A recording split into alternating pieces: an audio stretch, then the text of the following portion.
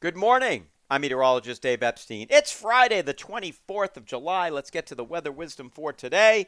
We've got some beautiful weather out here for the next several days. We are sponsored by Hartney Graymont. Hartney Graymont for all of your arbor care needs with offices in Concord, Danvers, Needham, and on Cape Cod. Check them out. With the clear skies by night and sunny skies by day, it's a very simple forecast. I'm going to keep this short as we head into the weekend. Basically within a few degrees of 80 to 85, and basically within a few degrees of, let's say, 52 to 59 degrees. The exception will be downtown Boston. It's tough for Boston to go under 60, although it is possible. I think if it's going to happen, it's probably going to happen Saturday night. We'll see whether or not we can do it or not. In terms of rainfall, we have had some rainfall, but we still need it. And by the way, with all this dry air, you're going to want to water your containers because they will dry out quite quickly with all the sunshine and the dry air. Just enjoy it.